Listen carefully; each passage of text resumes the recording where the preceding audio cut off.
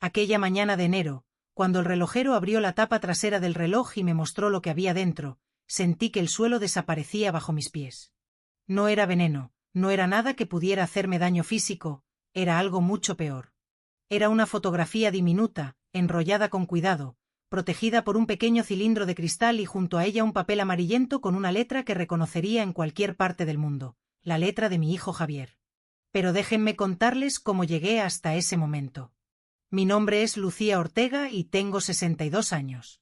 Durante los últimos 8 meses, cada mañana despertaba con una sensación de malestar que no podía explicar. No era exactamente dolor, era algo más profundo, como si mi cuerpo quisiera decirme algo que mi mente se negaba a escuchar. Las náuseas llegaban puntuales siempre entre las 6 y las 7 de la mañana, justo cuando el sol comenzaba a filtrarse por las cortinas de mi habitación. Visité a 4 médicos diferentes en Madrid. Me hicieron análisis de sangre, estudios del estómago, revisiones del corazón. Todos coincidían en lo mismo. Señora Ortega, usted está perfectamente sana. Quizás sea estrés, quizás sean los nervios. Pero yo sabía que no era eso. Había algo más, algo que escapaba a los instrumentos médicos, algo que vivía en un lugar donde las radiografías no pueden llegar. Pero antes de continuar, verifica si ya te has suscrito al canal, deja tu me gusta y cuéntame en los comentarios desde dónde estás escuchando mi historia. Me gustaría mucho saber hasta dónde ha llegado.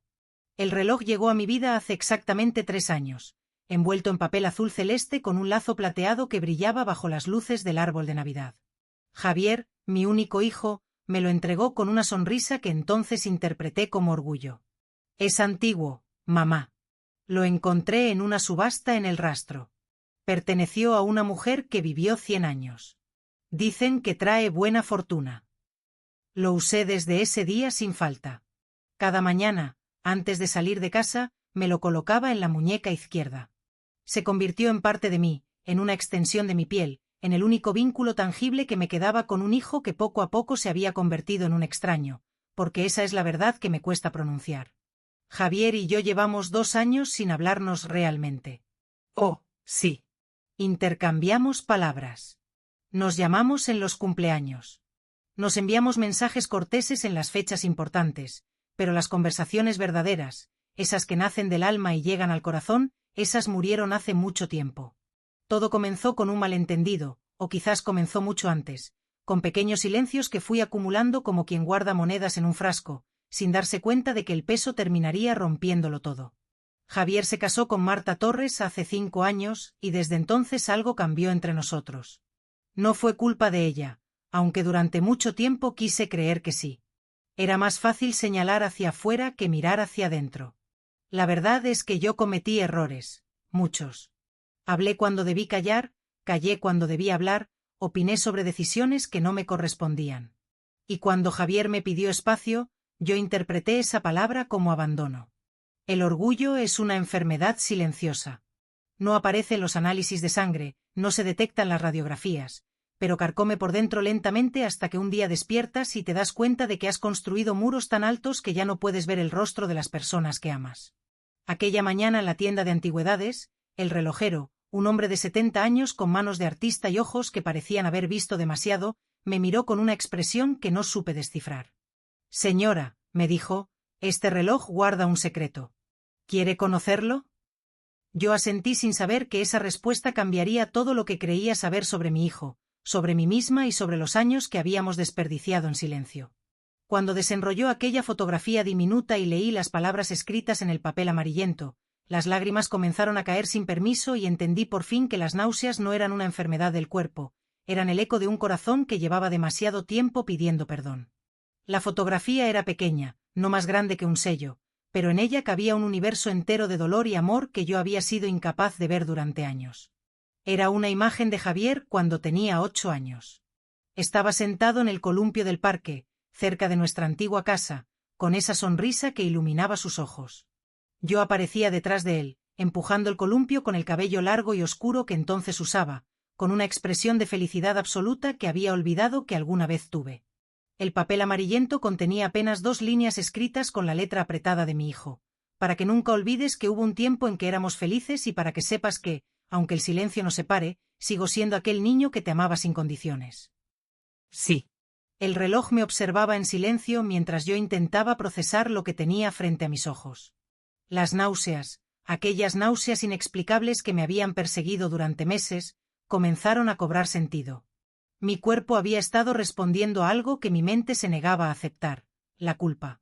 ¿Cómo supo que había algo dentro?, pregunté al anciano con la voz quebrada. Él sonrió con esa sabiduría que solo otorgan los años vividos con los ojos bien abiertos. Los relojes antiguos cuentan historias, señora. Este en particular tiene un mecanismo especial, un compartimento secreto que se usaba hace décadas para guardar mensajes de amor, despedidas, promesas. Quien se lo regaló sabía exactamente lo que hacía. Javier sabía. Mi hijo había escogido ese reloj específicamente porque contenía un espacio para esconder lo que no podía decirme con palabras. Y yo lo había llevado en mi muñeca durante 3 años, sin saber que cargaba conmigo una carta de amor silenciosa, un puente que él había construido mientras yo seguía empeñada en cavar trincheras. Salí de aquella tienda de antigüedades con el reloj en el bolsillo y el corazón en la garganta. Caminé sin rumbo por calles que conocía de memoria, pero que de pronto me parecían extrañas, como si el descubrimiento hubiera alterado no solo mi percepción de mi hijo, sino del mundo entero. ¿Cómo habíamos llegado hasta aquí? ¿En qué momento el niño que me abrazaba cada noche antes de dormir se convirtió en el hombre que apenas me dirigía la palabra? Recuerdo el día exacto en que todo comenzó a derrumbarse. Fue durante la cena de compromiso de Javier y Marta. Yo había preparado un discurso, unas palabras que creía llenas de sabiduría maternal, consejos sobre el matrimonio basados en mis propias experiencias. Lo que no entendí entonces era que mis experiencias no eran las suyas, que mis errores no tenían por qué convertirse en sus miedos. Hablé demasiado aquella noche. Mencioné cosas que debieron quedarse guardadas en el baúl de los recuerdos familiares. Conté anécdotas de la infancia de Javier que él consideraba privadas. Opiné sobre la carrera de Marta, sobre sus planes de esperar antes de tener hijos, sobre la casa que habían elegido.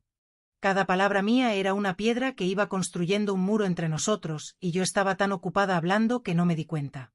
Javier me llamó al día siguiente. Su voz era calmada, pero había en ella un filo que nunca antes había escuchado. Mamá, necesito que entiendas algo.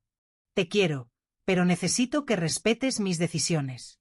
Necesito espacio para construir mi propia vida. Espacio. Esa palabra se clavó en mi pecho como una astilla que nunca pude sacar. Para mí espacio significaba distancia. Distancia significaba abandono. Y abandono significaba que había fracasado como madre. Lo que no entendí entonces, lo que me tomó años comprender, es que el espacio también puede ser un acto de amor, que a veces los hijos necesitan alejarse, no porque dejen de amarnos, sino porque necesitan descubrir quiénes son sin nuestra sombra cubriéndolos. Pero mi orgullo no me permitió verlo así. Respondí al pedido de Javier con frialdad. Dejé de llamar. Esperé a que él diera el primer paso, convencida de que yo tenía la razón, de que era él quien debía disculparse. Y así pasaron los meses, y los meses se convirtieron en años, y el silencio se hizo tan espeso que ya ninguno de los dos sabía cómo romperlo, hasta que el reloj me mostró la verdad. Mientras yo esperaba una disculpa, mi hijo había estado gritándome su amor en un susurro que yo fui incapaz de escuchar. Aquella noche no pude dormir. Me quedé sentada en el sillón de la sala, ese sillón verde que Javier odiaba de niño porque decía que parecía un sapo gigante, sosteniendo el reloj entre mis manos como si fuera un objeto sagrado. Y quizás lo era. Quizás ese pequeño mecanismo de engranajes y manecillas contenía más verdad que todas las palabras que nos habíamos negado a decirnos. La casa estaba en silencio, pero no era un silencio tranquilo. Era el silencio de las ausencias, ese que se instala cuando los espacios que antes estaban llenos de risas y conversaciones quedan habitados únicamente por recuerdos. Desde que mi esposo Manuel Ortega falleció hace 10 años, había aprendido a convivir con ese silencio, pero nunca me acostumbré a él. Manuel siempre fue el puente entre Javier y yo. Él sabía cuándo intervenir, cuándo callar, cuando un abrazo era más necesario que un consejo. Cuando él partió, dejó un vacío que ninguno de los dos supo cómo llenar. Yo me refugié en la necesidad de controlar, de asegurarme de que mi hijo estuviera bien, de protegerlo de errores que quizás necesitaba cometer para crecer. Y Javier se refugió en la distancia, construyendo una vida donde mi presencia fuera opcional. Esa noche, mientras las horas avanzaban lentas como gotas de miel, comencé a recordar momentos que había enterrado en algún rincón de mi memoria. Recordé cuando Javier tenía 5 años y me dibujó un retrato con ceras de colores. En el dibujo yo tenía el cabello morado y las manos enormes. Así son tus manos, mamá, me explicó, porque siempre me protegen. Guardé ese dibujo durante años en una caja que ahora no sé dónde está. Recordé cuando tenía 15 años y llegó llorando del colegio porque una chica le había roto el corazón. Me senté con él en la cocina, le preparé chocolate caliente y lo escuché durante horas sin interrumpir.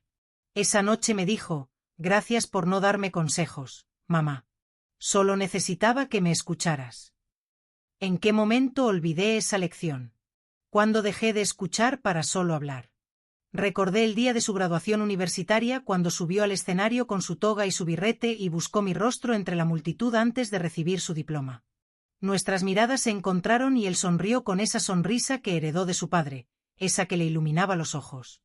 Yo lloré de orgullo, convencida de que nada podría separarnos jamás, pero la vida tiene formas extrañas de enseñarnos humildad. Cuando amaneció, tomé una decisión. Iba a llamar a Javier. Iba a romper el silencio de 2 años con 3 palabras simples. Encontré tu mensaje. Pero cada vez que tomaba el teléfono, mis dedos se paralizaban. El orgullo, ese viejo compañero que tanto daño me había hecho, seguía susurrándome al oído. ¿Y si te rechaza? ¿Y si es demasiado tarde? ¿Y si el mensaje era solo un gesto vacío y él ya no quiere saber nada de ti? El miedo al rechazo es una prisión invisible. Te encierra en una celda construida con tus propias inseguridades y tira la llave donde no puedes alcanzarla. Yo había vivido en esa prisión durante demasiado tiempo, convenciéndome de que era más seguro no intentar que arriesgarme a fracasar. Pasaron 3 días.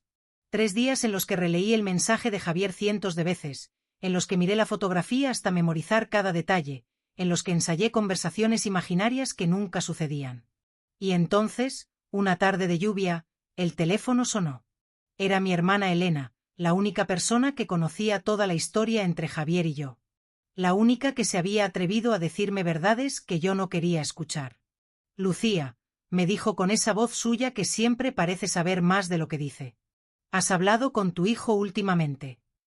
No, admití. ¿Por qué? Hubo un silencio al otro lado de la línea, un silencio que se sintió eterno.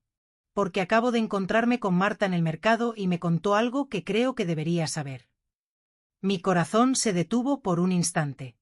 En ese momento, sin saber aún lo que mi hermana estaba a punto de revelarme, comprendí que la vida estaba dándome una última oportunidad y que esta vez no podía desperdiciarla. Lo que Elena me contó aquella tarde cambió la perspectiva desde la cual había estado mirando los últimos 2 años de mi vida. Marta le había confesado entre los pasillos del mercado y con lágrimas contenidas que Javier no estaba bien, no físicamente, sino en ese lugar profundo donde habitan las emociones que no sabemos nombrar. Mi hijo, ese hombre que yo creía indiferente a mi ausencia, llevaba meses despertando en mitad de la noche, incapaz de dormir, perseguido por una culpa que no sabía cómo resolver. Él piensa que tú no quieres saber nada de él, me dijo Elena. Marta me contó que varias veces ha tomado el teléfono para llamarte, pero se detiene. Tiene miedo, Lucía. Tiene miedo de que lo rechaces. Las palabras de mi hermana cayeron sobre mí como agua helada. Durante todo este tiempo, mientras yo me convencía de que Javier me había abandonado, él estaba librando la misma batalla desde el otro lado del silencio. Los dos habíamos construido muros idénticos. Los dos esperábamos que el otro diera el primer paso.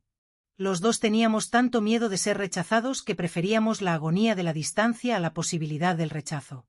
Cuánto dolor nos habríamos ahorrado si alguno de los dos hubiera sido más valiente. Marta también le había contado a Elena sobre el reloj. Fue idea de ella, según me enteré.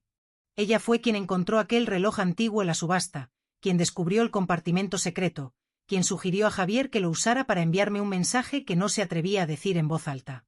Tu madre necesita saber que la amas, le había dicho Marta, pero también necesita descubrirlo por sí misma a su tiempo. Qué sabia era esa mujer a quien yo había juzgado sin conocer. Qué injusta había sido al culparla por el distanciamiento con mi hijo, cuando en realidad ella había sido el único puente que él había intentado construir hacia mí. Esa noche llamé a Marta. Mis manos temblaban mientras marcaba el número y mi voz sonó extraña cuando ella contestó, como si perteneciera a otra persona. Marta, soy Lucía.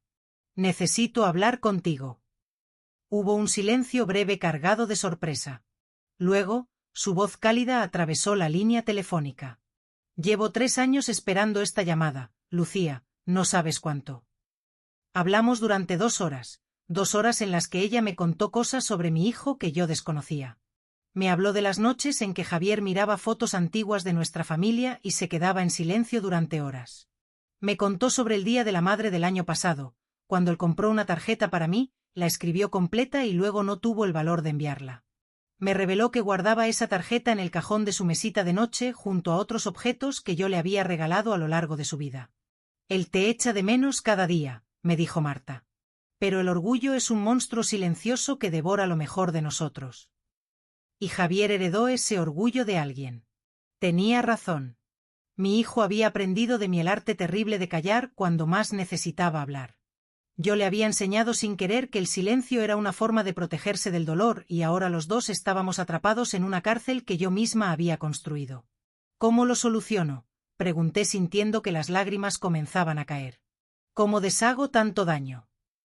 No puedes deshacer el pasado, Lucía, pero puedes construir un presente diferente. Javier necesita escuchar de tu boca lo que llevas años callando. Necesita saber que lo amas sin condiciones, que respeta sus decisiones, que estás dispuesta a conocerlo como el hombre que es hoy y no solo como el niño que fue. Antes de colgar, Marta me dijo algo que se quedó grabado en mi memoria. La familia no es perfecta, Lucía.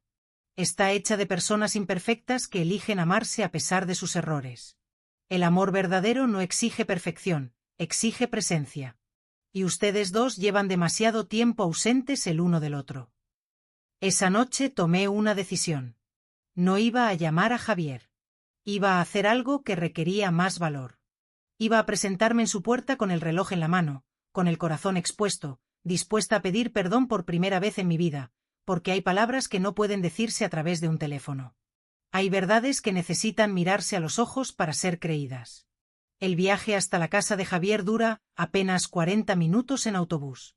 40 minutos que he recorrido mentalmente miles de veces durante estos 2 años, imaginando cómo sería volver a cruzar esa puerta. Cómo sería ver su rostro después de tanto tiempo de ausencia. Pero aquella mañana, mientras esperaba en la parada con el reloj guardado en mi bolso, esos 40 minutos se sentían como una eternidad. Había elegido un domingo. Los domingos siempre fueron sagrados en nuestra familia. Cuando Javier era pequeño, los domingos significaban desayunos largos, paseos por el parque y tardes de películas en el sofá. Manuel y yo habíamos construido esa tradición con cuidado, convencidos de que los rituales familiares eran los hilos invisibles que mantenían unido el tejido del amor. Después de que Manuel partió, intenté mantener viva esa tradición, pero poco a poco los domingos fueron perdiendo su magia. Ahora eran solo otro día vacío en una semana de días vacíos. Mientras el autobús avanzaba por calles que conocía de memoria, observé a las personas a mi alrededor. Una madre joven intentaba calmar a su bebé, que lloraba. Un anciano leía el periódico con una concentración absoluta. 2 adolescentes reían mirando algo en sus teléfonos. Cada uno de ellos tenía su propia historia, sus propios silencios, sus propias reconciliaciones pendientes. Me pregunté cuántos de ellos también cargaban con el peso de palabras no dichas, de abrazos postergados, de perdones que llegaron demasiado tarde. Bajé del autobús 3 calles antes de la casa de Javier. Necesitaba caminar. Necesitaba que el aire fresco de la mañana me ayudara a ordenar los pensamientos que se arremolinaban en mi cabeza. ¿Qué le diría cuando abriera la puerta? ¿Cómo empezaría una conversación que llevaba 2 años esperando ser pronunciada? Ensayé mentalmente diferentes formas de comenzar. Javier, encontré tu mensaje en el reloj. No, demasiado directo. Hijo, vengo a pedirte perdón. Quizás demasiado dramático. Hola, mi amor. Te he echado de menos. Simple, pero suficiente. La verdad es que no existen palabras perfectas para momentos como este. No hay guiones que seguir. No hay frases mágicas que borren años de silencio. Solo existe la voluntad de intentarlo. El coraje de mostrarse vulnerable. La esperanza de que el amor sea más fuerte que el orgullo. Cuando llegué a su calle, me detuve frente a la casa de un vecino y observé desde lejos. La casa de Javier y Marta. Era pequeña, pero acogedora, con un jardín delantero que Marta cuidaba con devoción. Había macetas con flores de colores, una mecedora de madera en el porche y junto a la puerta un felpudo que decía bienvenidos en letras azules. Me pregunté si ese bienvenidos también me incluía a mí. Estuve ahí parada durante casi 20 minutos, incapaz de dar los últimos pasos. El miedo me paralizaba. ¿Y si Javier no quería verme? ¿Y si el mensaje del reloj era solo un gesto del pasado que ya no significaba nada? ¿Y si yo había esperado demasiado tiempo y la ventana de la reconciliación se había cerrado para siempre? Fue entonces cuando la puerta se abrió y Marta salió al porche. No sé si me vio desde la ventana o si fue simple coincidencia, pero nuestras miradas se encontraron a través de la distancia. Ella no pareció sorprendida, simplemente sonrió con esa sonrisa suya que transmite calma y me hizo un gesto con la mano para que me acercara. Caminé hacia ella como quien camina sobre cristales, temiendo que cada paso pudiera romper algo frágil. Cuando llegué al porche, Marta me abrazó sin decir nada. Un abrazo largo, cálido, sincero. El abrazo de alguien que entiende lo difícil que es pedir perdón. Está adentro, me susurró al oído. Lleva toda la mañana nervioso, como si supiera que algo iba a pasar hoy. Ve con él, Lucía. Os dejo solos. Entré a la casa con el corazón latiendo tan fuerte que podía escucharlo en mis oídos. El interior olía a café recién hecho y a pan tostado, aromas que me transportaron instantáneamente a las mañanas de mi propia cocina cuando Javier era pequeño y el futuro parecía un camino recto y luminoso. Lo encontré en la sala de espaldas a mí, mirando por la ventana. Había envejecido, no mucho, pero lo suficiente para que yo notara las primeras canas en sus sienes, la forma en que sus hombros cargaban un peso invisible. Ya no era el niño de la fotografía del reloj, pero en su postura, en la forma en que inclinaba la cabeza, seguía siendo mi hijo. Javier, dije, y mi voz sonó más pequeña de lo que hubiera querido. Él se dio vuelta lentamente y cuando sus ojos se encontraron con los míos, vi en ellos exactamente lo mismo que yo sentía: miedo, esperanza, amor y una tristeza profunda que solo nace cuando se ha perdido demasiado tiempo. Mamá, respondió, y en esa única palabra, en la forma en que la pronunció, supe que todavía quedaba algo que salvar. Nos quedamos mirándonos durante lo que pareció una eternidad. Entre nosotros había apenas unos metros de distancia física, pero emocionalmente existía un abismo de 2 años de silencio, de malentendidos acumulados, de orgullo herido. Ninguno de los dos sabía cómo dar el primer paso para cruzarlo. Fue Javier quien finalmente rompió el silencio, pero no con palabras. Se llevó la mano al rostro y se secó una lágrima que había comenzado a deslizarse por su mejilla. Ese simple gesto, tan humano, tan vulnerable, derribó todas las defensas que yo había construido durante el camino hasta aquí. Mi hijo estaba llorando. Mi hijo, ese hombre adulto que había aprendido a esconder sus emociones detrás de una máscara de indiferencia, estaba llorando frente a mí. No sabía si algún día vendrías, dijo con la voz quebrada. Pensé que me habías olvidado, mamá. Pensé que ya no me querías en tu vida. Sus palabras me golpearon con una fuerza que no esperaba. ¿Cómo era posible que mi hijo pensara eso? ¿Cómo podía creer que yo, su madre, la mujer que lo había llevado en su vientre durante 9 meses, que lo había sostenido en sus primeros pasos, que había velado sus noches de fiebre y celebrado cada uno de sus logros, pudiera olvidarlo? Javier, respondí, y mi voz se rompió en 1000 pedazos. No ha pasado un solo día en estos 2 años en que no haya pensado en ti. No ha habido una sola mañana en que no me haya despertado con tu nombre en los labios. Eres mi hijo, eres parte de mi corazón. ¿Cómo podría olvidarte? Él bajó la mirada como si le costara sostener el peso de mis palabras. Entonces, ¿por qué no llamaste? ¿Por qué dejaste que pasara tanto tiempo? Era una pregunta justa, una pregunta que merecía una respuesta honesta, aunque esa honestidad me expusiera en toda mi imperfección. Porque tuve miedo, admití, miedo de que me rechazaras, miedo de que me dijeras que era demasiado tarde. Y porque fui orgullosa, Javier, terriblemente orgullosa. Me convencí de que eras tú quien debía dar el primer paso, que yo no había hecho nada malo, que simplemente estaba dándote el espacio que me habías pedido. Hice una pausa buscando las palabras correctas para continuar. Pero me equivoqué. Me equivoqué en tantas cosas. Te critiqué cuando debí apoyarte. Opiné cuando debí escuchar. Me aferré al niño que fuiste en lugar de conocer al hombre en que te estabas convirtiendo. Y cuando me pediste espacio, en lugar de entender que era algo que necesitabas para crecer, lo interpreté como un rechazo personal. Saqué el reloj de mi bolso y lo sostuve frente a mí. Encontré tu mensaje, hijo. Después de 3 años, finalmente encontré tu mensaje. Javier miró el reloj y algo cambió en su expresión. Vi cómo los recuerdos cruzaban por su rostro, el momento en que eligió ese regalo, las horas que pasó escribiendo aquellas pocas líneas, la esperanza que depositó en ese pequeño compartimento secreto. Pensé que nunca lo encontrarías, confesó. Pensé que quizás lo habías guardado en algún cajón o que lo habías regalado o que simplemente no significaba nada para ti. Lo usé cada día desde que me lo diste, respondí. Cada mañana antes de salir de casa, me lo ponía en la muñeca. Era lo único que me quedaba de ti, Javier. Era mi forma de sentirte cerca, aunque estuviéramos tan lejos. Él dio un paso hacia mí, luego otro, y de pronto, sin que ninguno de los dos lo planeara, estábamos abrazándonos en medio de la sala.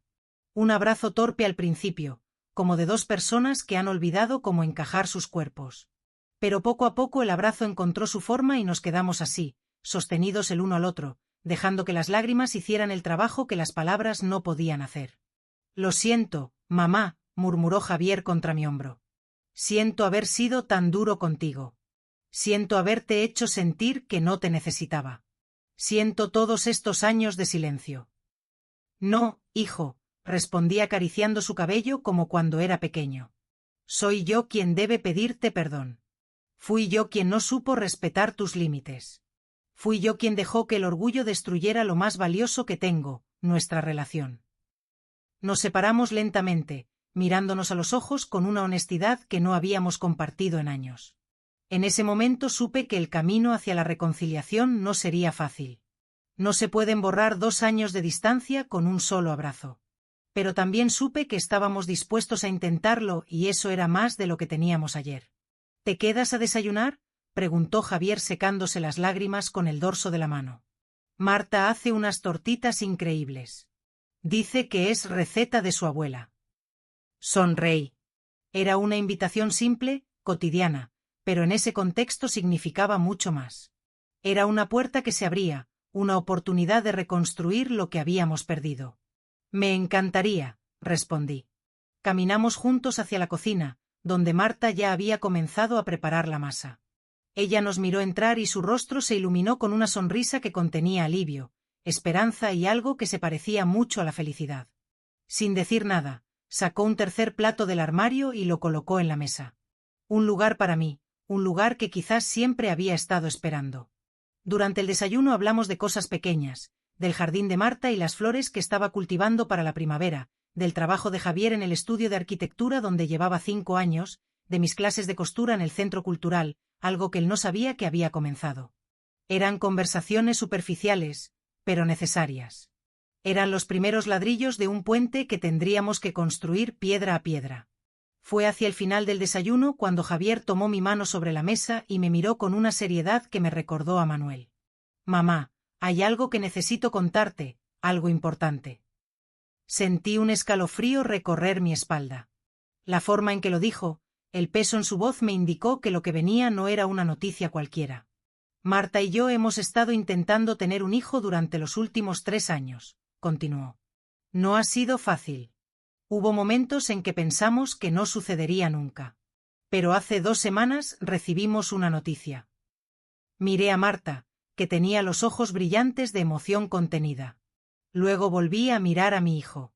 Vas a ser abuela, mamá. En 7 meses vas a ser abuela.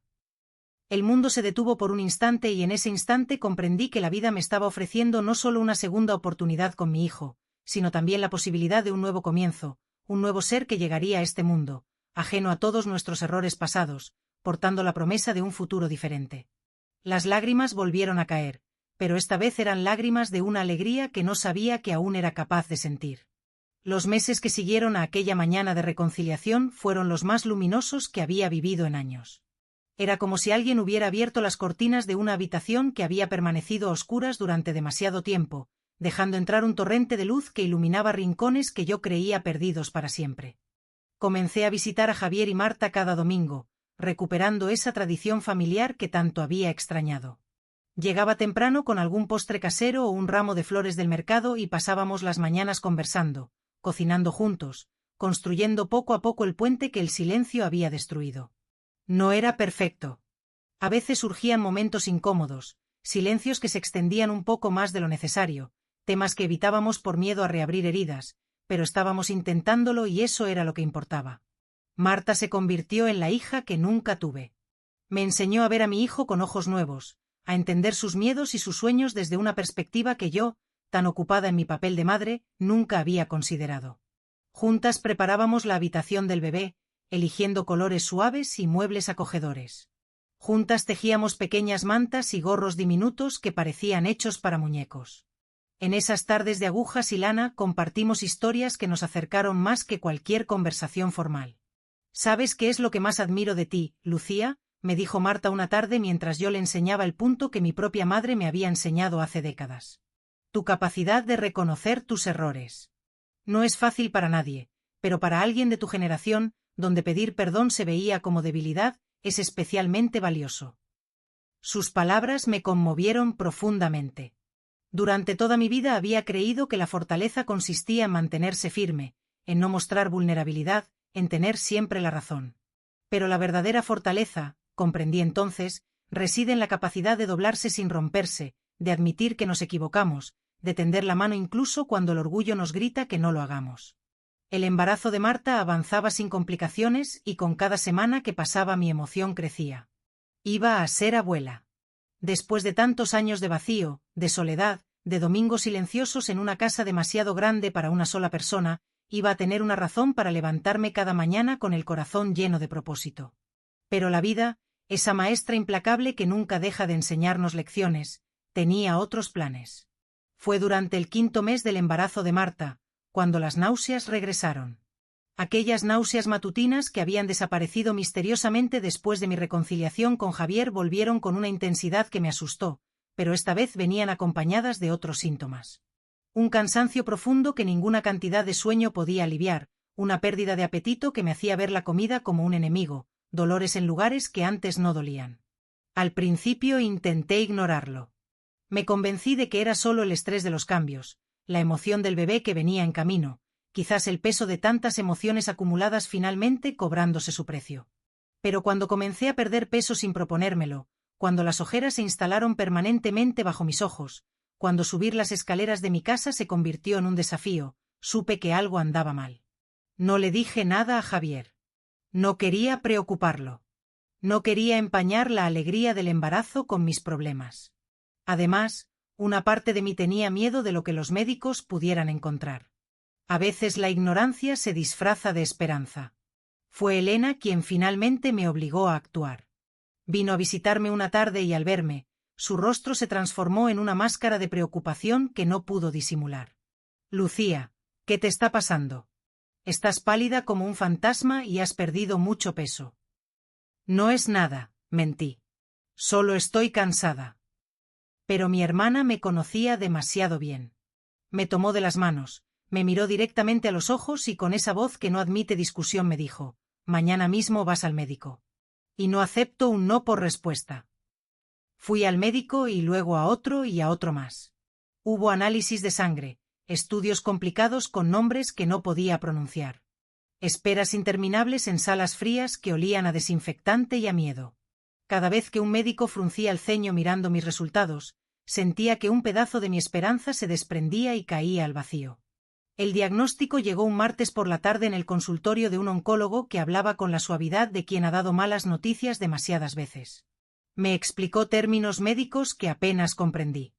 Me mostró imágenes que parecían mapas de un territorio desconocido.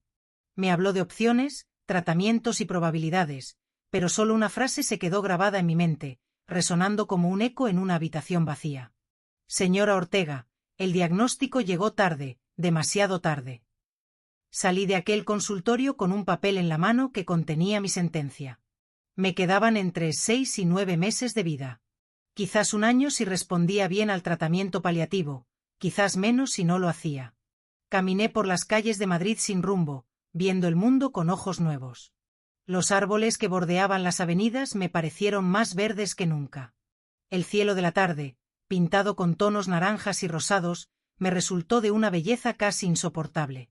Las personas que pasaban a mi lado, absortas en sus teléfonos y sus preocupaciones cotidianas, me parecieron infinitamente afortunadas en su ignorancia. ¿Cómo se lo diría a Javier?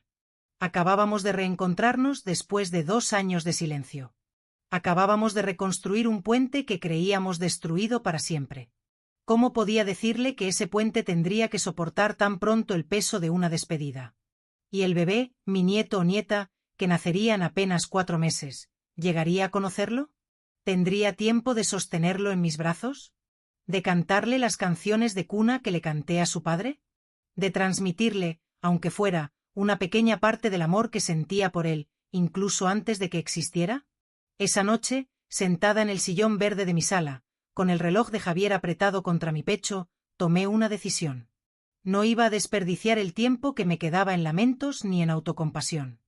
No iba a permitir que la sombra de la despedida oscureciera los días luminosos que aún podía vivir. Iba a abrazar cada momento con la intensidad de quien sabe que los momentos son finitos, que cada amanecer es un regalo, que cada abrazo podría ser el último. Y sobre todo, iba a asegurarme de que cuando llegara el momento de partir no quedaran palabras sin decir, abrazos sin dar, ni perdones sin otorgar.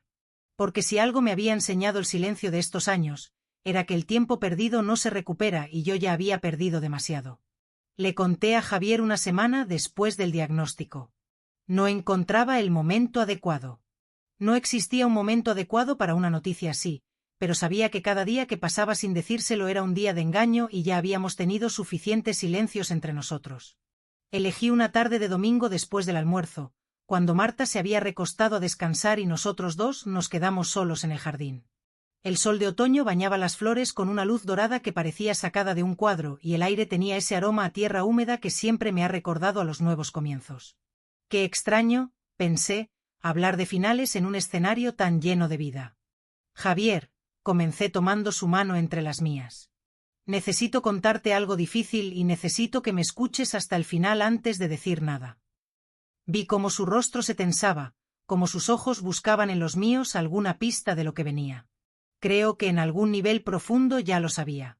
Los hijos siempre saben cuando algo anda mal con sus madres, aunque no puedan nombrarlo. Le conté todo. El regreso de las náuseas, las visitas a los médicos, los análisis interminables, el diagnóstico que había caído sobre mí como una sentencia inapelable. Le hablé de los 6 a 9 meses que me quedaban, del tratamiento paliativo que me ayudaría a mantener la calidad de vida, de la certeza terrible y al mismo tiempo liberadora de saber que el tiempo tiene un límite. Javier no dijo nada durante un largo rato. Se quedó mirando las flores del jardín, esas flores que Marta cuidaba con tanto amor, y vi cómo las lágrimas comenzaban a caer por sus mejillas sin que hiciera ningún esfuerzo por detenerlas. Eran lágrimas silenciosas, las más dolorosas de todas, las que nacen de un lugar tan profundo que no encuentran voz para expresarse. No es justo, murmuró finalmente. Acabamos de recuperarnos. Acabamos de volver a encontrarnos. No es justo que ahora. La vida no se trata de justicia, hijo, respondí acariciando su rostro como cuando era pequeño y venía a mí con alguna pena. Se trata de lo que hacemos con el tiempo que nos toca. Y yo perdí demasiado tiempo en enojos y orgullos que ahora me parecen tan pequeños, tan insignificantes frente a lo que realmente importa. ¿Y qué es lo que realmente importa, mamá? Lo pensé un momento. Era una pregunta que llevaba semanas haciéndome a mí misma desde que salí de aquel consultorio con mi sentencia en la mano. ¿Qué importa cuando sabes que el tiempo se acaba? ¿Qué queda cuando todo lo demás se desvanece? Esto, respondí señalando el espacio entre nosotros, tú y yo, aquí y ahora.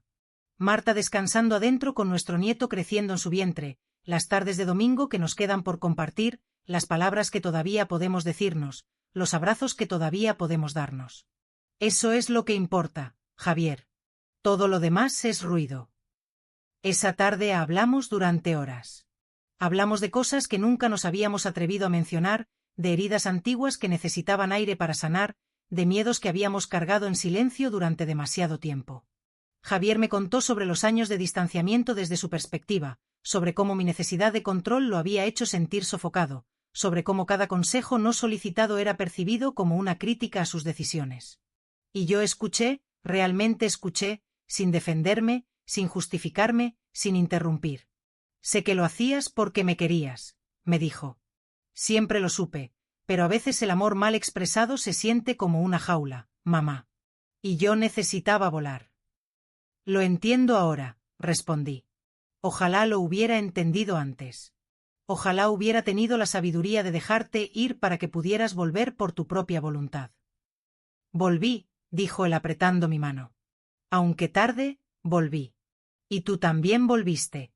Eso es lo que cuenta. Los meses siguientes fueron un regalo que no merecía, pero que recibí con gratitud infinita. El tratamiento funcionaba mejor de lo esperado. Y aunque sabía que no había cura, cada día extra era una victoria pequeña contra el reloj que no dejaba de avanzar. Marta dio a luz una noche de primavera cuando los árboles estaban cubiertos de flores y el aire olía a promesas.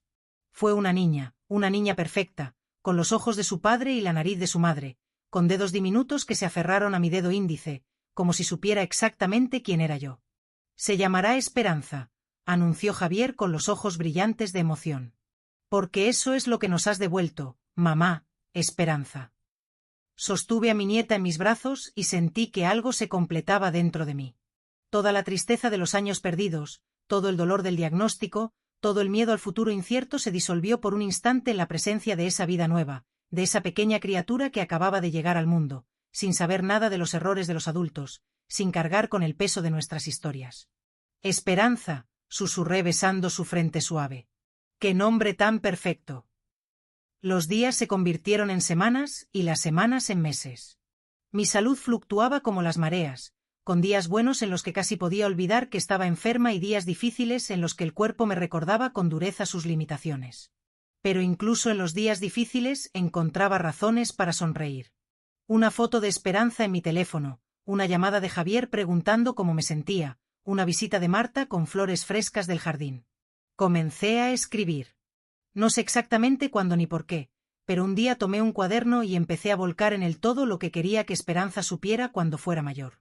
Le escribí sobre su abuelo Manuel, sobre cómo se conocieron sus padres, sobre las tradiciones familiares que esperaba que ella continuara.